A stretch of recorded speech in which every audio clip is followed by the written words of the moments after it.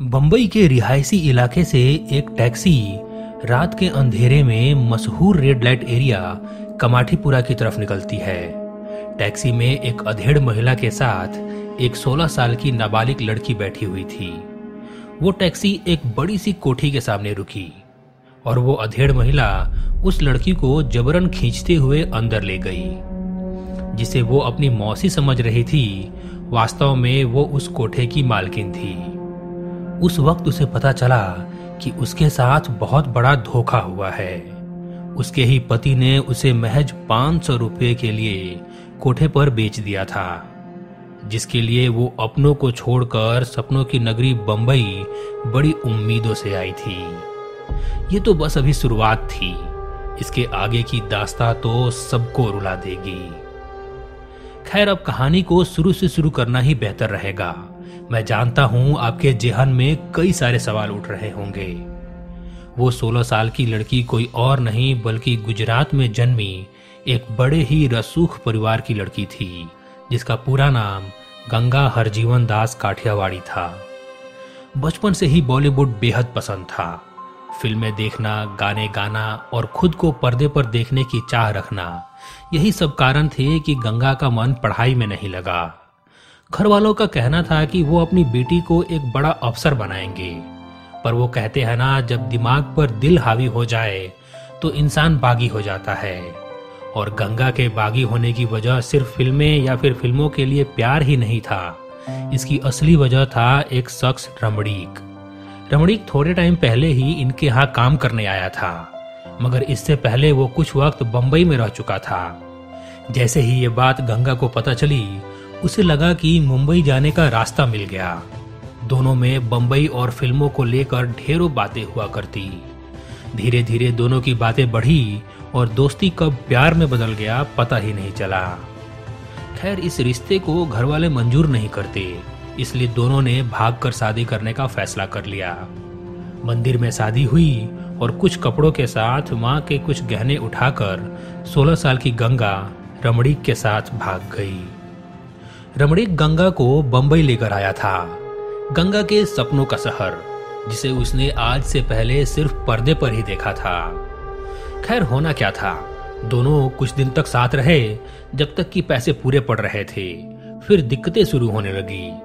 फिर एक दिन रमणीक ने गंगा से बोला कि फिलहाल तुम कुछ दिनों के लिए मेरी मौसी के यहाँ चली जाओ, तब तक कि मैं यहाँ रहने की एक अच्छी जगह ढूंढता हूँ। भोली भाली गंगा रमणीक के बातों में आ गई। रमणीक की मौसी गंगा को टैक्सी में बिठाकर अपने साथ ले जाती है। गंगा को दरअसल इस बात की भनक भी नहीं थी कि उसके पति रमणीक, जिसके भरोसे वो सब कुछ छोड़ कर आई थी, आज उसे महज 500 रुपये के लिए एक वेश्यालय में बेच दिया था। शुरू में गंगा तो खूब चीखी चिल्लाई। उसे यकीन नहीं हो पा रहा था कि आखिर रमणीक ने उसके साथ ऐसा क्यों किया, क्यों बेच दिया उसे किसी लवारिस चीज की तरह। गंगा के सारे सपने एकदम से ही टूट गए थे और हालत बदतर हो चुकी थी। न जाने कितने चेहरे रोज उसके जिस्म को नोचते, खरोचते, दर्द देते, बोली लगाते, मगर हालत और हालात दोनों को अभी बद से बदतर होना बाकी था। गंगा ने इन सब से समझौता कर लिया था। उसने इस सच को अपना ही लिया था कि वो अब यहाँ से कहीं नहीं जा सकती, न ही अपने घर काठियावाड़ और न ही अपने पति के पास, जो सिर्फ अब नाम का था। कुछ दिनों में गंगा पूरे कमाठीपुरा में चर्चित हो गई। ऐसे में एक शौकत खान नाम का पठान गंगूबाई के दरवाजे पर दस्तक देता है। शौकत बंबई का डॉन तो नहीं था, लेकिन खुद को डॉन से कम भी नहीं समझता था। शौकत खान गंगा के पास जाता है। वो वैसी दरिंदा उसे नोचता है, मारता है, पीटता है और बिना पैसे दिए वापिस चला जाता है। गंगा इस बार भी हालत से समझौता कर लेती है, खुद को किसी तरह मना लेती है, मगर हालात को शायद ऐसा मंजूर नहीं था। शौकत खान एक बार फिर आता है और गंगा के साथ जबरन रात गुजारता है, और इस बार तो गंगा की हालत इतनी बदतर हो जाती है कि उसे अस्पताल भर्ती कराना पड़ जाता है। अब गंगा के पास दो रास्ते थे, या तो जो हो रहा है उसे होने दे, ठीक होकर जाए और फिर वापस इसी अस्पताल में आने के लिए खुद को तैयार करती रहे, या फिर जो हो रहा है उसे बदलने की कोशिश करे। गंगा ने दूसरा रास्ता चुना क्योंकि उसने सुना था कि बंबई में हर बाप का एक बाप होता है और इस शौकत खान के बाप का नाम था करीम लाला। करीम लाला अपने वक्त का मशहूर डॉन था, असूलों वाला डॉन। फिर क्या था, गंगा ने न आव देखा न ताव करीम लाला से इंसाफ मांगने उसके घर पहुंच गई। गंगा रोते रोते शौकत खान की वो सारी हरकतें बताई, जिसके बाद करीम लाला ने विश्वास दिलाया कि अगर आगे से ऐसा कुछ भी हो तो उसे बस खबर पहुंचा दे। गंगा आंखों में आंसू लिए करीम से बोली कि आज तक किसी मर्द ने उसे इतना सुरक्षित महसूस नहीं कराया था।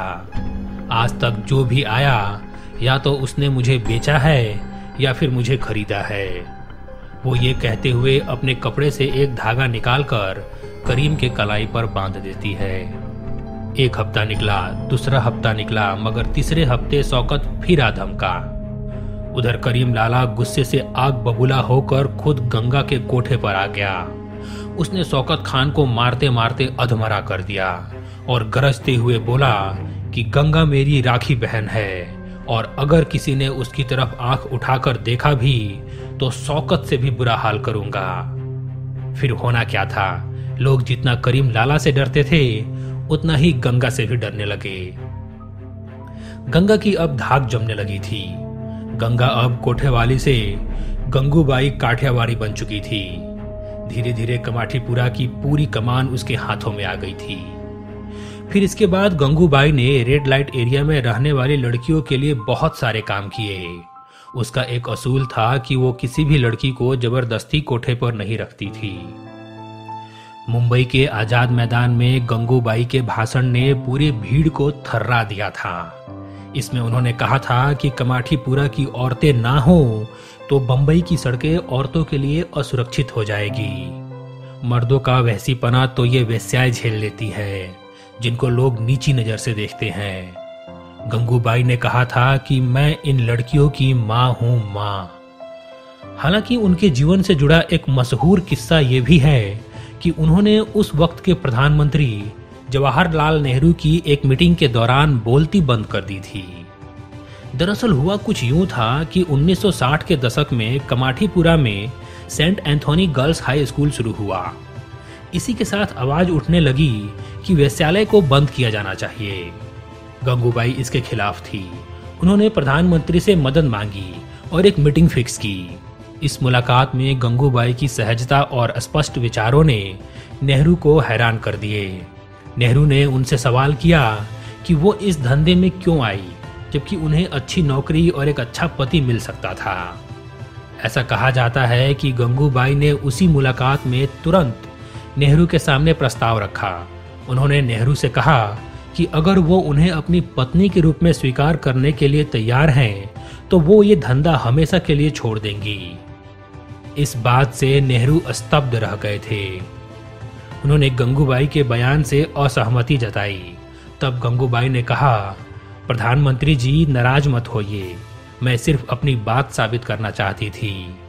सलाह देना आसान है लेकिन उसे खुद अपनाना बहुत ही मुश्किल। नेहरू ने इसके खिलाफ कुछ भी नहीं कहा। मुलाकात खत्म होने पर नेहरू जी ने गंगूबाई से वादा किया कि वो इनकी मांगों पर ध्यान देंगे। शायद इसीलिए गंगूबाई काठियावाड़ी की तस्वीर कमाठीपुरा के हर एक कमरे में लगाई जाती है। दोस्तों, ये था गंगा उर्फ गंगूबाई काठियावाड़ी का संघर्षों से भरी जीवन गाथा। जल्द ही बॉलीवुड इस सच्ची कहानी को बड़े पर्दे पर सबके सामने लाएगी। वीडियो अच्छी लगी हो तो इसे लाइक और चैनल को सब्सक्राइब जरूर कीजिएगा। आपका वीडियो देखने के लिए बहुत बहुत धन्यवाद।